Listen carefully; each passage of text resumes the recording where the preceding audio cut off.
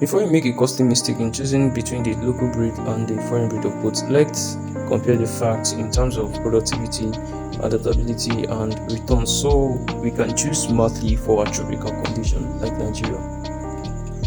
Welcome to my channel. In today's video, we are explaining the key difference between the local and the foreign breed of goats, helping you to decide which breed aligns with your goal, whether it's for meat, milk, skin, or long-term sustainability in the tropical region. Let's start with our local champion breed to strive in Nigerian tough climate and minimal input system.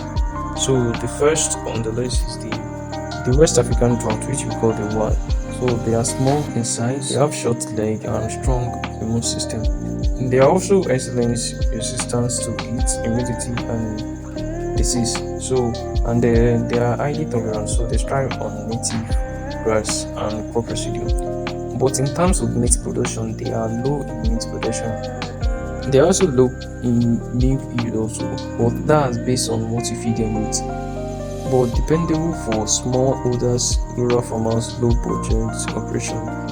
The second local breed that we're talking on is this red shepherd, which we call the Maragi. The coat color is reddish brown, and they are minimum size. They are valuable primarily for premium quality skin and moderate meat yield, and also they are highly heat tolerance.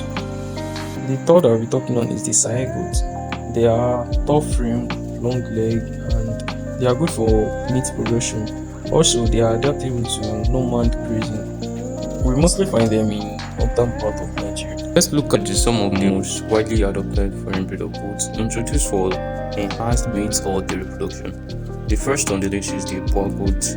Boer goat is a South African breed of goats, mainly for meat production. Boer goats have heavy musculature and their coat color is white and red around their head. Their feed requires high protein diet and proper supplement, so their growth rate is fast. They are very good for commercial meat farming, but it requires good management and moderated weather protection. So the second on the list is the Saanen goat. The Saanen goat are Switzerland breed of goats. Their coat color is white. They produce up to 2 to 3 liters of milk per day. They are used for high yield dairy production, but it requires good maintenance and careful heat management. So the third on the list is the Alpine goats. Alpine goats are France breed of goats. They are mainly used for milk production. They produce high volume and butterfat milk. Their coat color varies. They are better than Saanen goats in hot environments, but they still require good maintenance and supportive infrastructure. If your priority is sustainability and minimal input, local breed are the best choice. However, if you are targeting high volume dairy or meat for commercial return and can invest in feed, housing, and healthcare, foreign breed or hybrid are the best choice. So before you call it a day, let's talk about crossbreeding. Many farmers are now embracing crossbreeding program, combining the best of the local goats and the best of the exotic breed. This hybrid offer better weight gain, improved milk output, and improved adaptability over time. So some examples are the crossbreed between Saanen and Boer goats. It will give you strong meat performance. Also, the crossbreed between best making wag and Saanen will improve milk output and disease resistance.